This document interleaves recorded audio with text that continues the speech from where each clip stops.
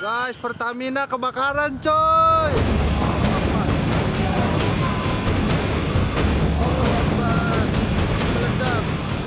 Saya sudah perintahkan kepada Menteri BUMN dan juga Gubernur DKI untuk segera mencari solusi dari kejadian yang terjadi di Pelumpang.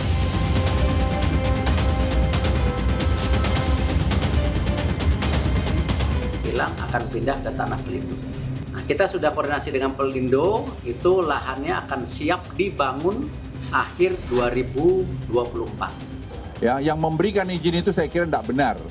Karena itu sekarang itu tanggung jawab lah nyawa yang hilang berapa orang itu.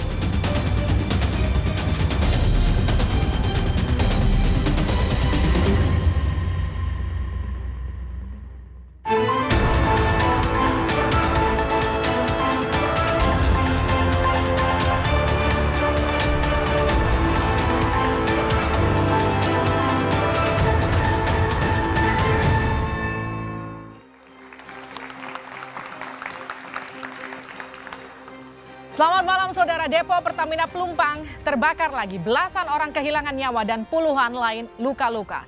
Ini bukan kejadian pertama. Sebelumnya kejadian serupa juga pernah terjadi. Kasus kebakaran Depo Pertamina Pelumpang membuka lebar persoalan hak kepemilikan lahan. Aksi lempar tanggung jawab terjadi. Anies Baswedan disalahkan karena menerbitkan izin mendirikan bangunan di tengah pemukiman yang rawan. Tapi tak hanya Anies. Presiden Joko Widodo juga dianggap punya peran karena menerbitkan KTP bagi warga yang tanahnya masih dalam sengketa. Politik membuat kasus ini makin pelik. Kontrak politik antar warga dengan Anies Baswedan dan Jokowi kala mereka berlaga di Pilkada DKI dianggap hanya demi kemenangan dan mengabaikan keselamatan. Benarkah kontrak politik antar warga Tanah Merah hanya demi menangguk suara atau tulus demi warga? Kita bahas dengan sejumlah narasumber pada malam hari ini. Kita beri tepuk tangan yang meriah untuk semua narasumber kita. Selamat malam, M. Iqbal, politisi PKS. Assalamualaikum warahmatullahi wabarakatuh. Waalaikumsalam. Selamat malam juga untuk Henry Satrio, juru bicara Anies Baswedan. Selamat malam. Malam, Mbak Livi. Assalamualaikum teman-teman. Waalaikumsalam. Kita juga akan sapa William Asarana, politisi PSI. Selamat malam. Selamat malam, terima kasih. Dan juga Joni Simanjuntak, politisi PDI Perjuangan. Selamat malam. Dan juga Studio 2 Arah semakin semarak dengan kehadiran rekan-rekan mahasiswa dari Universitas APP Jakarta, STMI, UPN Veteran Jakarta, Universitas Indonesia, dan Universitas Budi Luhur. Saudara, inilah Dua Arah, janji politik berujung konflik. Saya Liviana Charliza. Gambar. Kebakaran besar yang melanda Depo Pertamina Pelumpang, Koja, Jakarta Utara pada Jumat pekan lalu menyedot perhatian.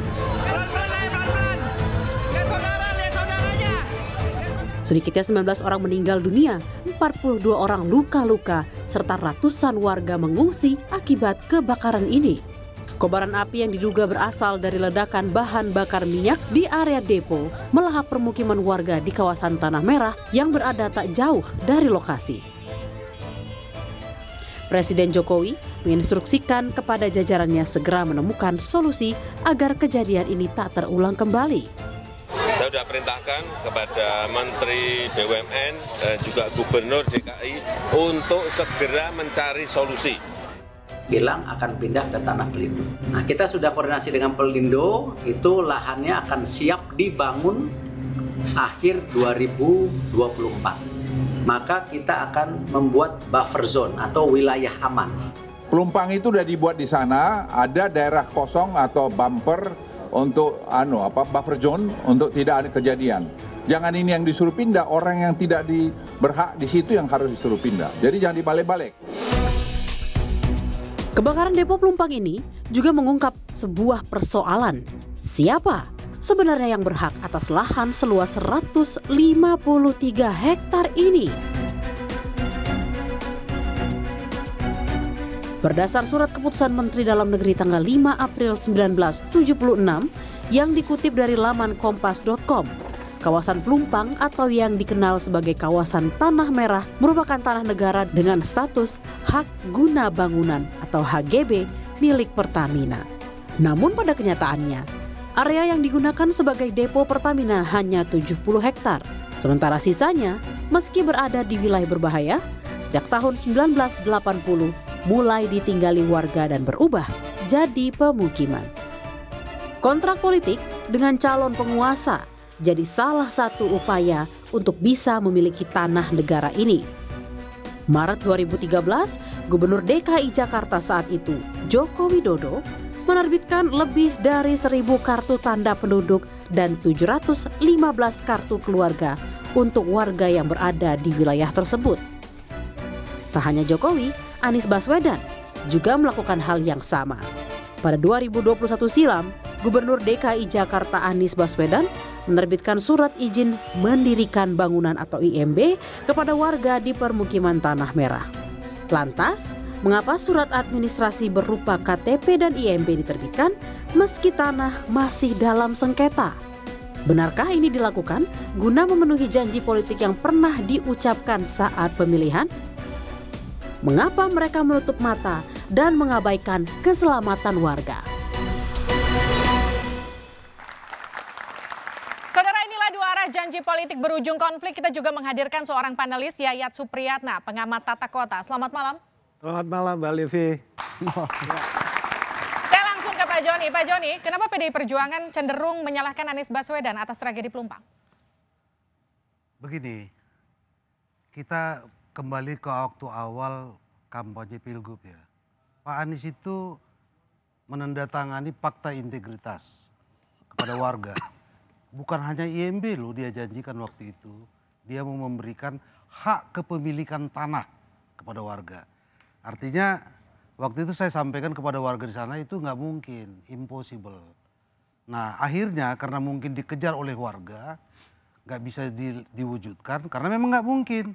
Karena itu adalah bukan domainnya Pemprov DKI Jakarta, andai pun dia terpilih sebagai gubernur. Maka waktu itu di akhir masa jabatannya di tahun 2021 keluarkanlah IMB kawasan yang menurut pemikiran kami itu adalah sekedar akal-akalan. Akal-akalan? Iya. Oke, saya lempar dulu Pak Iqbal. Pak Iqbal, IMB kawasan itu akal-akalan dari Anies Baswedan? Ya, pertama kami turut berduka cita ya atas musibah yang menimpa saudara-saudara kita, kehilangan nyawa. Tentu saja tak elok juga kalau kita justru meributkan, saling menyalahkan, apalagi membawa isu ini ke isu politik.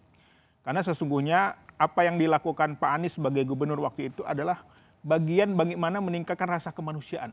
Mereka yang sudah lama tinggal di situ, mereka yang sudah turun-temurun sejak tahun 90-an, mereka yang sudah memiliki kebudayaan sendiri satu kawasan. Ini tentu saja memanusiakan manusia. Tapi kan dianggap aturannya dilanggar.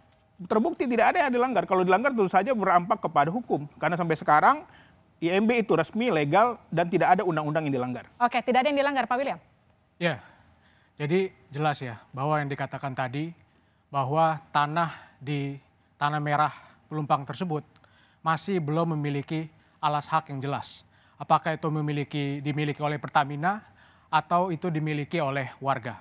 Sehingga suatu kejanggalan ketika IMB keluar tanpa adanya sertifikat atau alas hak yang jelas.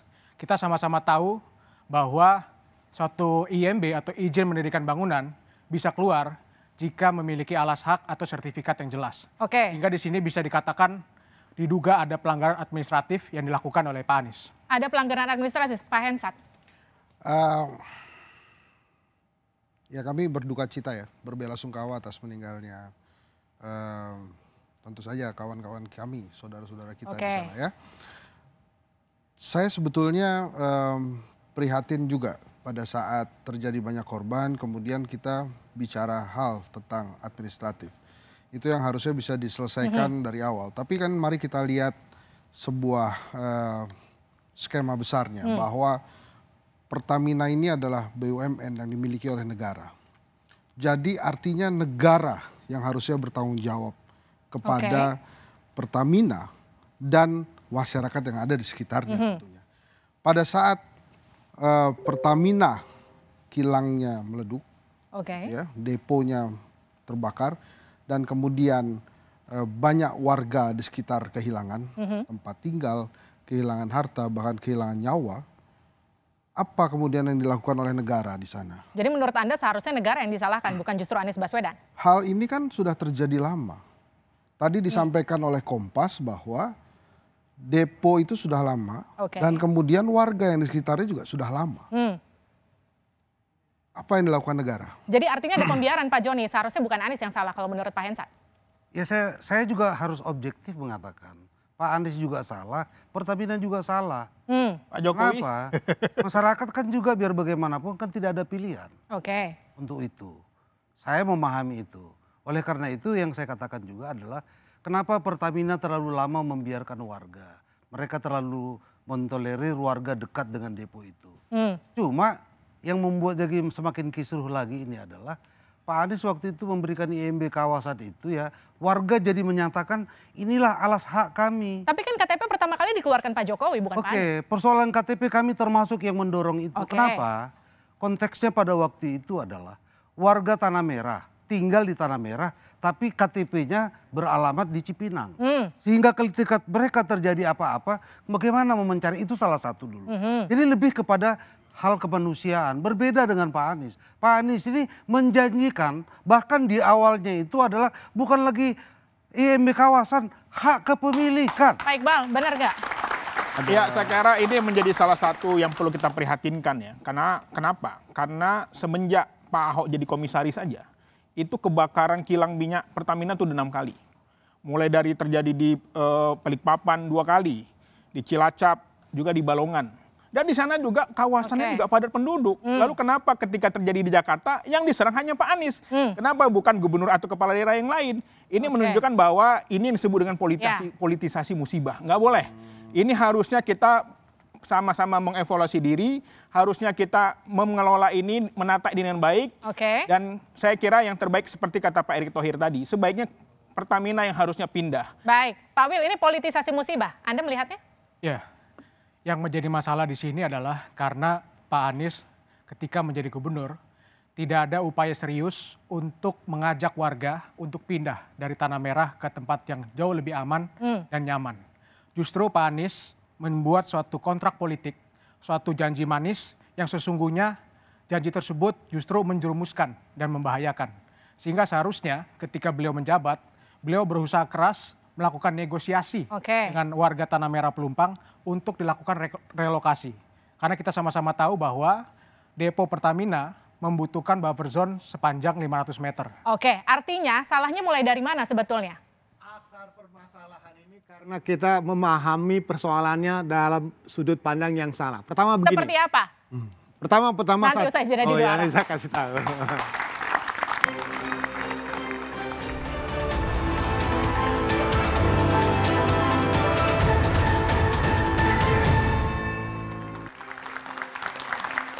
Kembali bersama kami di Dua Arah, janji politik berujung konflik. Saya langsung ke pengamat tata kota Yayat Supriyatna. Pak Yayat, jadi sebetulnya ketika saling menyalahkan ini siapa yang memulai dan sebetulnya duduk perkaranya seperti apa? Pertama tadi akar masalahnya sudah dijelaskan. Pertamina punya HGB dari tahun 76. Ingat, HGB itu tenggang waktunya 30 tahun. Jadi kalau ingin diperpanjang, dia harus ditinjau ulang. Apakah tanahnya dipergunakan, dimanfaatkan sesuai dengan peruntukannya atau tidak.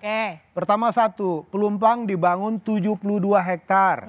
Kemudian ada 81 sisa hektar tanah ini yang belum direncanakan dan dibangun. Ingat, tahun 74 ketika membangun Pelumpang, pasti Pertamina belum tahu visi jangka panjangnya akan dimanfaatkan apa yang 82 hektar tersebut.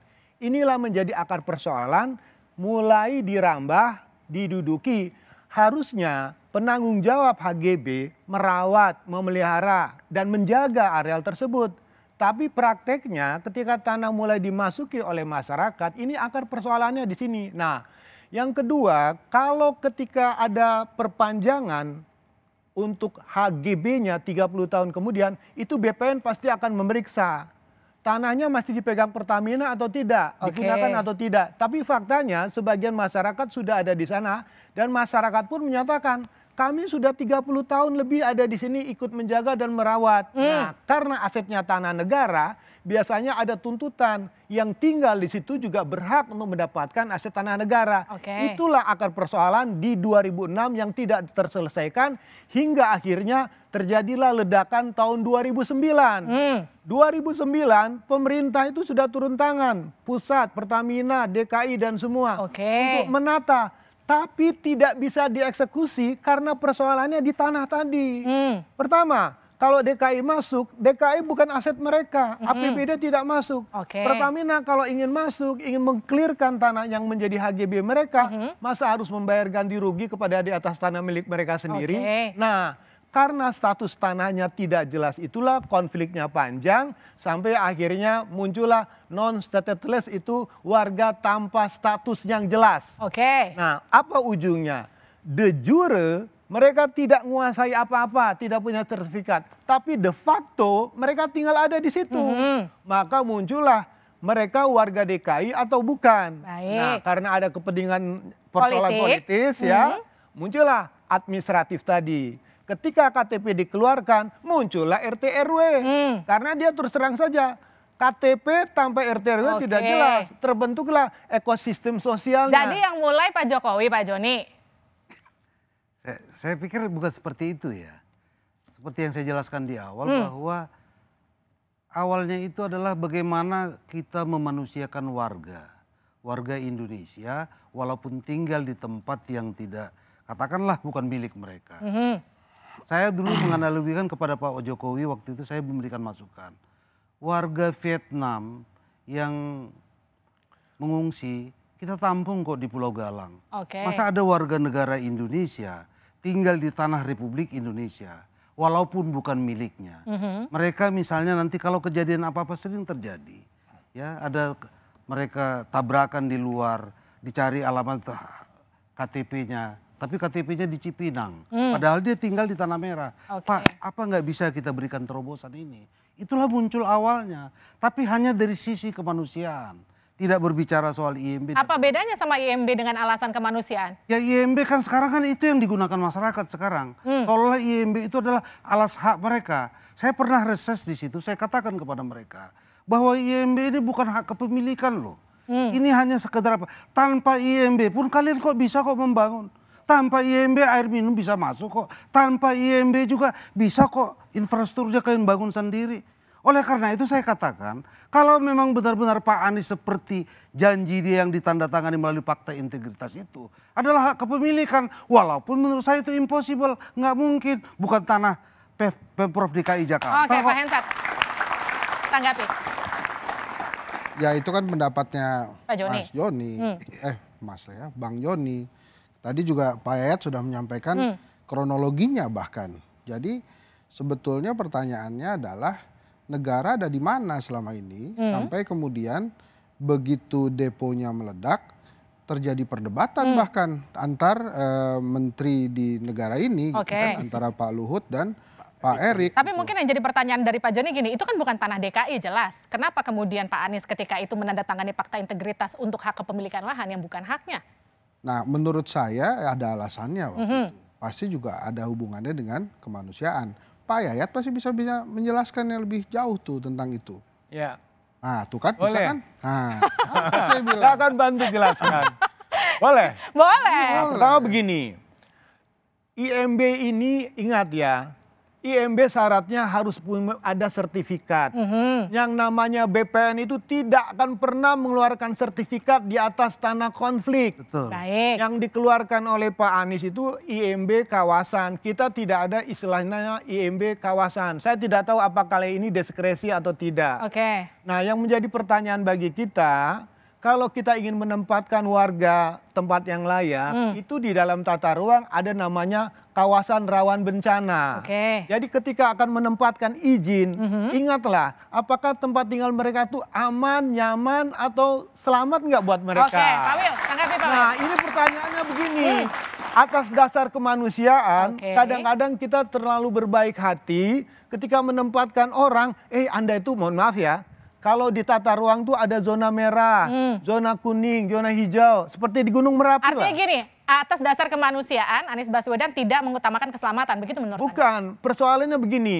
Kadang-kadang pertimbangannya existing ya, tempat udah ada terbangun. Ya kadang atas dasar manusiaan akhirnya orang dengan rela ya saya kasih. Kemudian yang kedua pertimbangan dari Pak Jokowi atas nama status ketidakjelasan. Ini kan ada dua persoalan yang bergantung. Saya setuju. Di mana negara hadir ketika konflik tanah berlarut, kemudian masyarakat butuh tempat tinggal, butuh rumah, tidak difasilitasi. Oke, Pak Wil, kenapa Anies yang disalahkan tapi? Pertama saya mau jawab dulu yang Pak Jokowi ya. Apa yang dilakukan Pak Jokowi dengan memberikan KTP dan kartu keluarga itu suatu hal yang menurut saya benar. Kenapa? Karena KTP itu kan untuk mengidentifikasi penduduk. Kalau tidak ada KTP, orang tersebut tidak memiliki BPJS, tidak bisa dapat KJP dan lain sebagainya. Tapi apa yang dilakukan oleh Pak Anies dengan memberikan izin mendirikan bangunan, itu semacam memberikan sinyal kepada masyarakat bahwa lahan yang Anda tinggali hari ini, itu lahan Anda dan Anda bisa miliki dan itu adalah hak Anda untuk memiliki. Nah ini adalah kebiasaan Pak Anies dengan memberikan janji yang menurut saya manis tetapi tidak bisa dilaksanakan dan bahkan pada hari ini menjerumuskan dan membahayakan.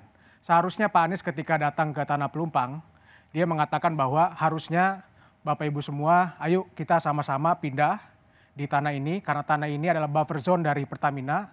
Hal ini akan bisa menjadi suatu hal yang berbahaya bagi Bapak Ibu semua kalau terjadi kebakaran. Seharusnya Pak Anies melakukan edukasi politik, bukan membuat suatu janji manis yang membahayakan. Oke, Pak Iqbal. Ya, karena tadi sudah dijelaskan bahwa sebenarnya Pertamina pun juga bukan pemilik tanah itu. Kenapa harusnya selalu rakyat yang dikorbankan? Ya. Tadi Pak Erik sudah benar, harusnya Pertamina yang pindah, bukan kata Pak Luhut, harusnya rakyat yang pindah. Karena mereka sudah turun-temurun di sana. Kalau pabrik depo itu tentu saja mereka punya lahan sendiri. Dan jadi jangan sampai gara-gara kepentingan seolah-olah rakyat itu selalu disalahkan. Selalu dirugikan. Dan Pak Anies berpihak kepada rakyat. Itulah menunjukkan bahwa sebenarnya atas nama kemanusiaan. Dan itu tentu saja benar. Kenapa? Karena juga bukan punya tanah Pertamina. Pertamina juga hanya hak guna bangunan. Jadi sungguhnya apa yang dilakukan itu adalah sama-sama atas nama kemanusiaan. Lalu apa kata pemerintah? Kita akan putarkan pernyataan dari Luhut Binsar Panjaitan. Ini dia. Tapi tidak boleh lagi terulang seperti ini. Ya, yang memberikan izin itu saya kira tidak benar. Karena itu sekarang itu tanggung jawab lah nyawa yang hilang berapa orang itu. Yang memberikan izin itu nggak benar, tanggung jawab lah itu nyawa yang hilang. Itu dari Pak Luhut untuk Pak Anies atau gimana tuh konsepnya? Ini ke siapa nih? Ke Anda dong. Oh ke saya. Nah kalau menurut saya, kenapa kemudian negara tidak mau introspeksi terhadap apa yang telah dilakukannya kepada rakyat. Lagi-lagi Mbak Livi, Pertamina ini kan negara. Dengan mudahnya negara menyalahkan rakyat. Bahkan yang disalahkan pun sekarang rakyat. Anies itu udah jadi rakyat loh. Jadi memang paling enak buat negara kalau salah ya. Kemudian ada rakyat yang meninggal, ya rakyat yang disalahkan. Harusnya jantan dong. Ya udah, Pertamina salah, negara salah. Bukan rakyat yang kita salahkan gitu loh. Bukan warga Pelumpang yang kita salahkan. Ya, tadi disuruh pergi sama Pak Luhut tadi. Tapi kan harusnya saat ini justru Pertamina ya negara hadir untuk menyelesaikan masalah itu. Tadi Pak Yayat sudah sampaikan, ini kan bukan kejadian kemarin sore. Tapi negara mendiamkan itu. Ya sampai akhirnya ada korban meninggal. Nah, terus kemudian di framing, ini ada yang salah. Ini negara enak betul kehidupannya. Jadi perbaikannya harus mulai dari mana Kang ya? Nah pertama begini, kalau tahun 2009 itu rencana dieksekusi tanpa ada konflik tanah, clear and clean sampai sekarang. Cuman menjadi pertanyaan kita sekarang adalah apa yang harus dilakukan untuk penduduk dan apa yang dilakukan untuk Pelumpang.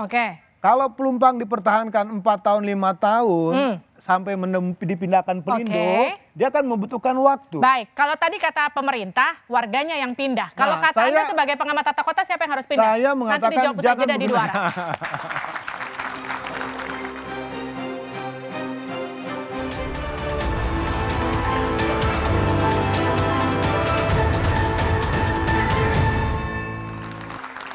Anda kembali bersama kami di Dua Arah Saudara, janji politik berujung konflik. Tadi saya masih bertanya dengan pengamat tata kota Yayat Supriyatna. Jadi setelah kejadian ini siapa yang kemudian menurut dia harus pindah? Warganya kah atau depo Pertaminanya kah yang harus pindah, Kang Yayat? Saya mengatakan sebaiknya tidak menggunakan kata relokasi, tapi revitalisasi. Oke. Artinya kita mengupgrade kawasan itu, ditata ulang, dibuat buffer zone-nya, kemudian kita buat suatu fasilitas pemukiman lengkap dengan sarana ekonomi dan sosialnya. Itu yang pertama. Tapi pertanyaannya berapa lama dan kapan dia selesai? DKI punya pengalaman di zamannya Pak Ahok memindahkan Kampung Pulau ke rumah susun di Jatinegara. Punya pengalaman, aset dimanfaatkan.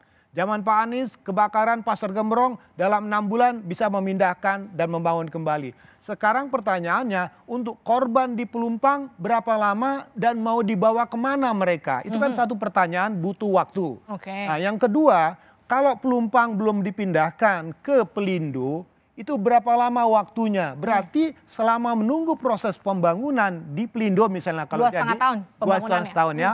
Harus ada garansi dari hasil audit Pertamina yang menyatakan aman selamanya. Tidak akan meledak lagi. Tidak akan meledak lagi.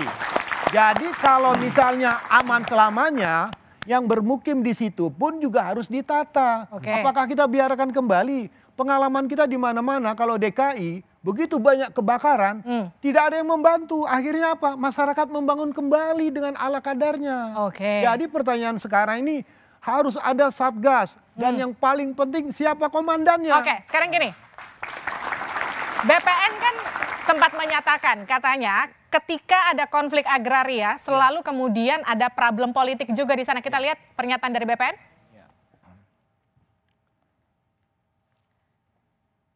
Dari KPA, kasus ini tidak pernah dituntaskan secara utuh, tapi selalu dalam proses politik di DKI Jakarta. Selalu jadi bagian dari janji politik di era manapun. Ini kata konsorsium pembaruan agraria. Jadi sebetulnya nggak cuma salah satu pihak, tapi ketika kemudian musim politik datang, ada janji politik yang masuk ke dalam konflik di situ. Nah, inilah persoalannya, konflik yang sebetulnya harus diselesaikan, digoreng ke arah politisasi. Untuk memenangkan kontestasi. Ini yang harusnya kita cegah dari awal.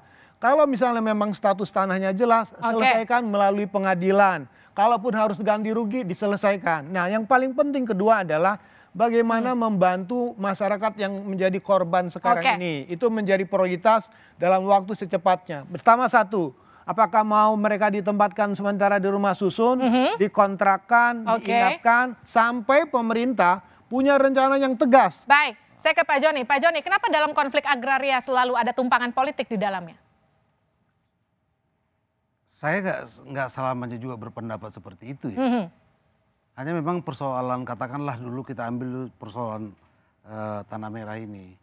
Karena kebetulan kan memang tidak ada satupun ya di era pemerintahan ini yang mampu menyelesaikan. Sehingga persoalan itu berputar-putar seperti itu. Nah, harapan kita adalah dengan kejadian seperti sekarang ini, bagaimana kita bisa mensejahterakan rakyat. Itu tetap menjadi salah satu pegang. Karena Indonesia kan welfare state, negara kesejahteraan. Tidak boleh nanti misalnya karena akibat ini, mereka nanti misalnya jadi terlunta-lunta juga. Kenapa?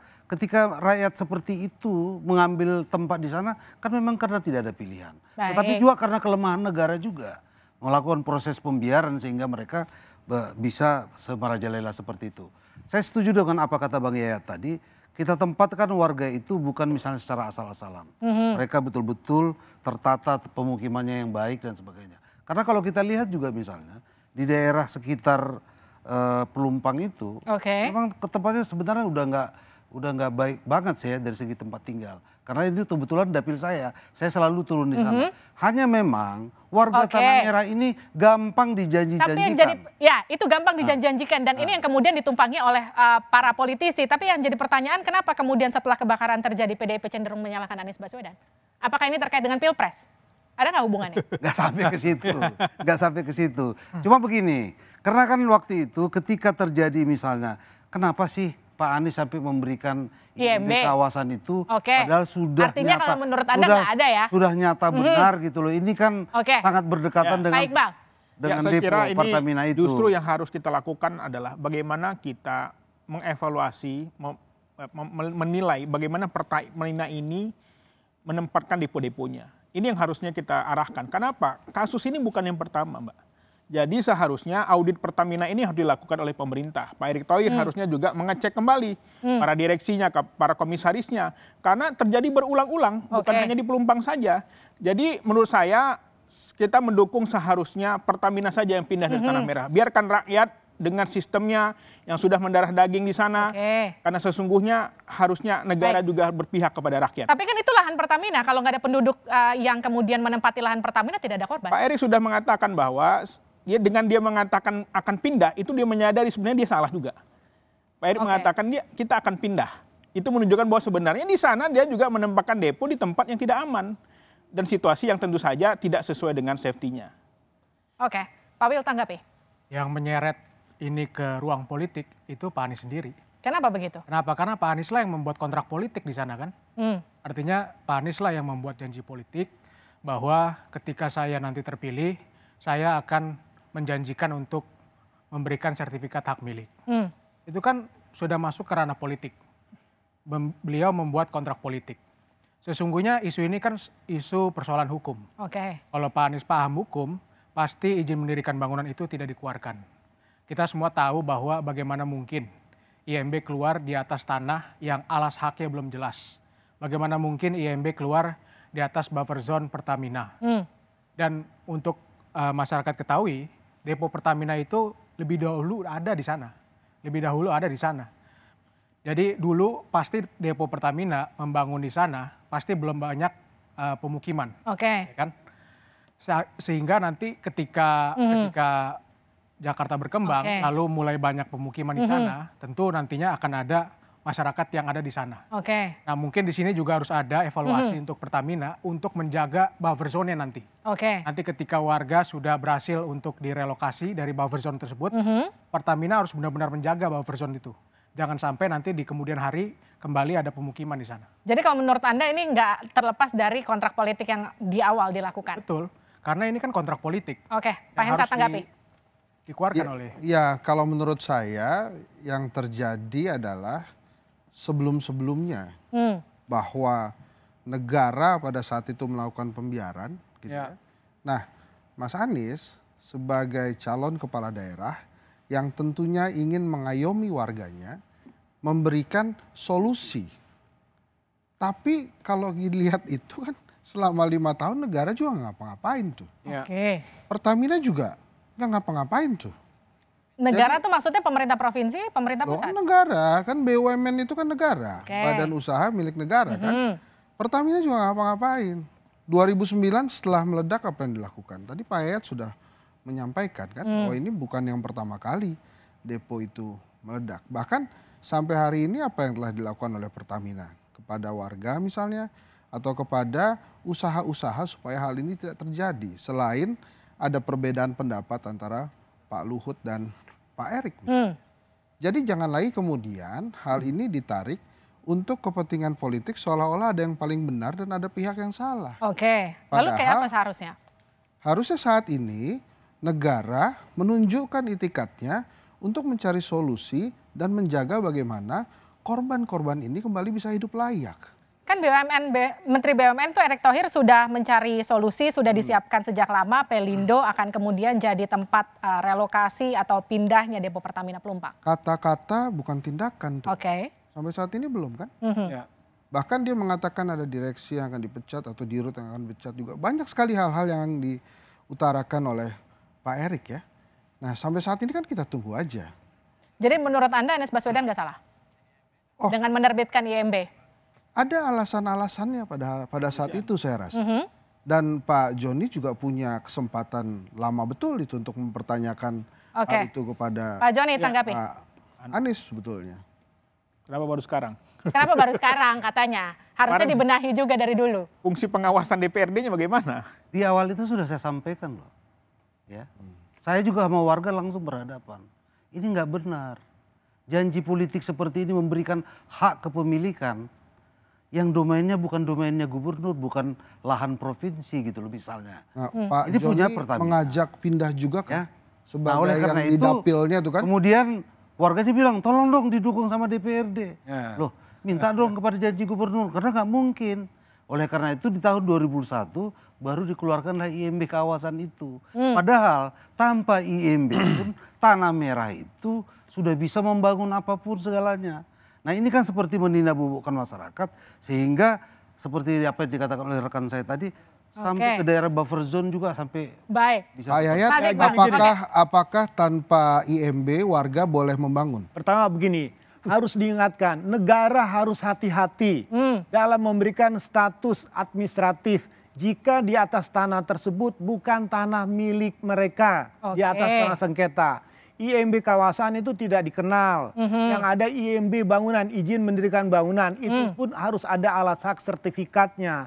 Yang dikhawatirkan kalau ini dibiarkan akan terjadi di mana-mana. Tanah negara akan didudukin, yang kosong, yang terlantar, dan ujung-ujungnya atas nama kemanusiaan pun akhirnya diberikan. Bisa bandara, sekitar bandara diduduki. Pabrik pupuk juga sekitarnya bisa, BBM tempat lain juga bisa. Disinilah yang harus dibutuhkan ketegasan dan keberanian untuk menuntaskan kasus tanahnya. Kalau tadi Pak Joni sempat menyatakan ini jangan kemudian menindakbobokkan masyarakat dengan sesuatu yang kemudian tidak mungkin dilakukan. Pak Iqbal. Ya saya kira ini juga memang Pak Yayat kan pengamat ya, jadi memang tidak berada di lapangan. Kita politisi berada di lapangan. Karena memang begini, kita tidak mungkin ya hati nurani kemanusiaan kita mengusir orang, nggak mudah. Mereka sudah sejak tahun 90-an, sudah lama juga, 70-an juga sudah ada. Bahkan mereka, dan ada lagi-lagi, saya katakan bahwa Pertamina juga nggak punya hak milik juga.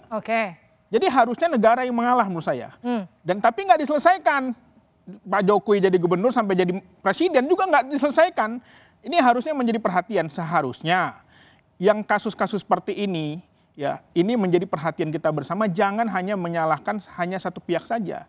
Karena apa? Karena sesungguhnya apa yang dilakukan Pak Anies di Jakarta ini adalah ingin memanusiakan manusia. Ini penting sekali. Pak Wil. Ya, saya tadi tekankan ya bahwa korporasi memang tidak bisa memiliki hak milik. Dia memang hanya bisa mempunyai hak guna bangunan. Secara hukum seperti itu. Karena dia bukan perorangan yang bisa memiliki. Yang kedua tadi adalah soal warga Tanah Merah di Pelumpang tadi. Ya, Pak Anies harusnya ke sana untuk bernegosiasi. Mengajak masyarakat untuk pindah ke tempat yang lebih aman.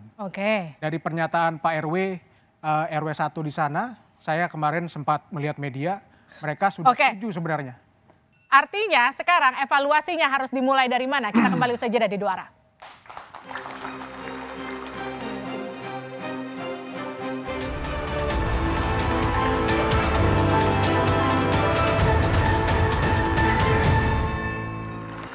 Anda kembali bersama kami di Dua Arah, janji politik berujung konflik. Saudara, ini adalah paruh terakhir kita di Dua Arah. Yang jadi pertanyaan sekarang, lalu ketika musibah sudah terjadi, bagaimana kemudian yang harus dilakukan? Apa solusinya? Kang Yayat? Ya, pertama begini, Pemprov DKI harus mengambil tindakan untuk menempatkan warga agar mendapatkan tempat yang layak dan pasti selama masa transisi untuk mendapatkan kepastian lokasi yang lebih pasti. Itu yang pertama yang dilakukan. Yang kedua, Pertamina dalam hal ini statement dari Pak Menteri yang mengatakan akan memindahkan Pelumpang ke Pelindo itu harus clear and clean. Dalam konteks apakah ada masalah tanah nggak antar Pertamina dengan Pelindo nanti. Karena posisi Pelumpang sekarang ini sangat strategis. Berada di jalan tol, distribusi Jakartanya juga jaringannya juga cukup bagus. Kalau ke Pelindo kira-kira ada akses baru atau tidak, ini juga harus menjadi bahan pertimbangan. Yang ketiga, harus ada garansi audit selama masa proses apakah revitalisasi ataupun misalnya penataan dari BPM Pelumpang ini, garansi keamanan dan keselamatan itu harus menjadi pegangan. Karena kapan penduduk dipindah kita juga belum tahu, kapan BPM Pelumpang ini juga akan resmi dipindah kita belum tahu. Khawatir semuanya lupa karena 2024. Ingat ini setahun loh. Nanti janji politik masuk lagi. Nah masuk lagi, itu yang khawatirkan saya. Bagaimana masalah ini tidak digantung sampai persoalannya terlupakan, masyarakat tidak mendapatkan apa-apa, kemudian orang ribut pada persoalan 2024. Pak Joni, jadi solusi dari fraksi PDI Perjuangan apa? Ya memang begitu. Menjadi sentral kita sekarang adalah bagaimana kita menyelamatkan warga yang ada di situ. Saya sangat sangat setuju dengan adagium salus populi suprema lex, bahwa keselamatan rakyat adalah yang paling utama. Mereka itu kan orang-orang yang tidak ada pilihan. Caranya? Ketika misalnya adalah, ya saya selalu mengatakan mereka itu harus kita tempatkan secara layak. Tapi mereka juga harus diajak berdialog. Oke. Jangan langsung misalnya pikiran-pikiran petinggi disampaikan langsung, tapi harus disosialisasikan, diajak warga berdialog. Itu menurut saya. Oke, Pak Iqbal. Ya, saya kira apa yang disampaikan Bang Joni tadi menunjukkan bahwa sebenarnya itulah seharusnya yang kita lakukan kepada masyarakat Pelumpang. Saat ini kami di PKS sudah menurunkan tim, menyiapkan posko, semua alat-alatnya juga turun. Karena sesungguhnya yang diperlukan masyarakat saat ini adalah bagaimana mereka bisa selamat. Ada yang masih luka bakar, ada yang masih dirawat. Tidak patut kita mempermasalahkan ini, apalagi menyalahkan kesalahan ini pada satu orang saja. Untuk itu saya berharap kejadian ini tidak terulang lagi. Pertamina bisa mengaudit sistemnya. Baik. Jangan sampai ini terjadi di tempat lain. Terima kasih. Lalu bagaimana jika isu ini terus digoreng sampai 2024? Ya, saya kira yang namanya Pak Anies itu kan dari dulu begitu ya. Kalau kata Bang Willy itu nggak garuk aja digaruk, nggak gatal aja digaruk. Oke. Jadi memang jangan sampai ada pepatah yang mengatakan buruk muka cermin dibelah. Pak William.